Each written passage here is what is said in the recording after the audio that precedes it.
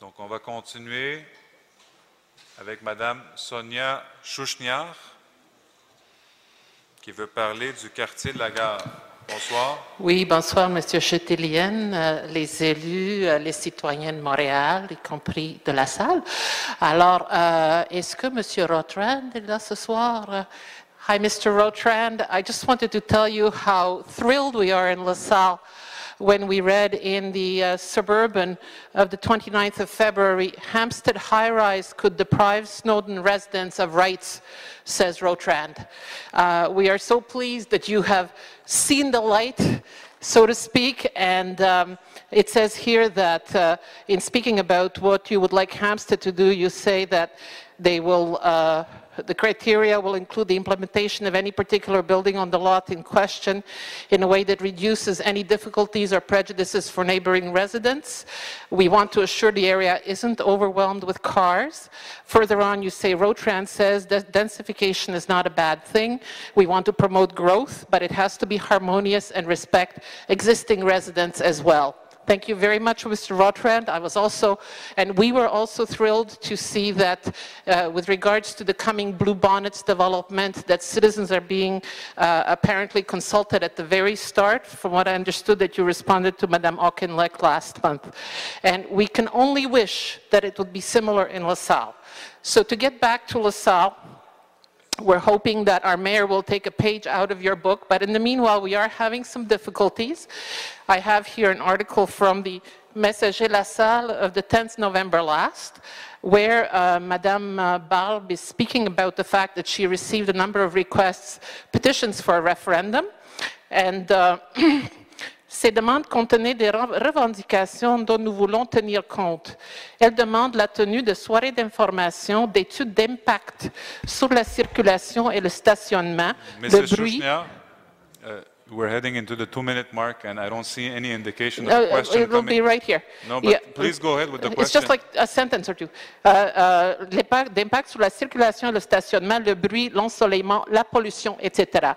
Whereas, in the draft bylaw giving birth to Project Wanklin, please.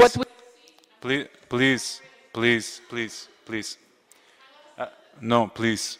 We've been down this road many times. I've been very lenient, but I'm asking you to ask the question. We've hit the 2.5-minute mark, and go ahead in one sentence. What is the question?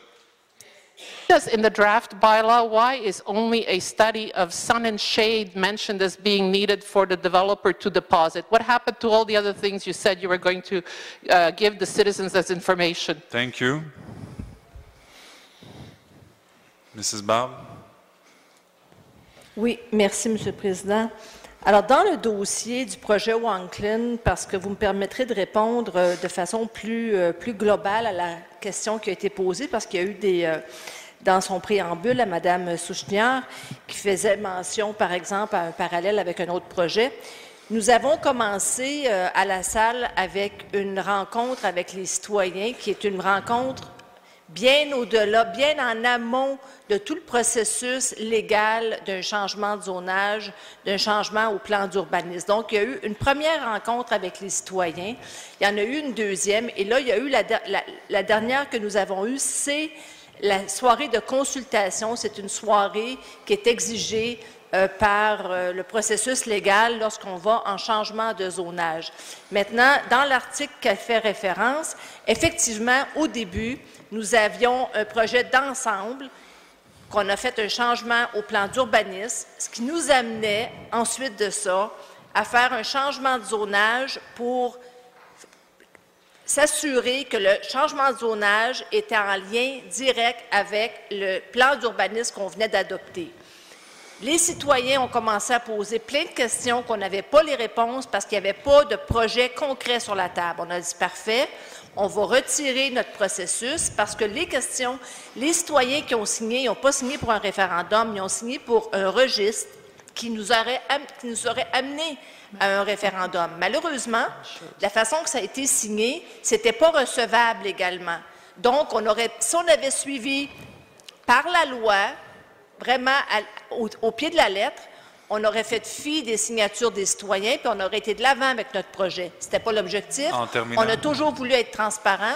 Alors, ce qu'on a fait, on a retiré le processus qui était sur place à ce moment-là, et on a dit, on va aller en changement de zonage au fur et à mesure que les projets vont être apportés et présentés à la population, et c'est là que nous en sommes actuellement. Merci. Donc, question complémentaire. Oui, Mme Barbe, vous dites dans l'article, et vous vous rappelez très bien qu'il y avait 3 demandes jugées être tout à fait valides parmi les demandes, les 12 pétitions, et donc vous auriez pu procéder à un registre.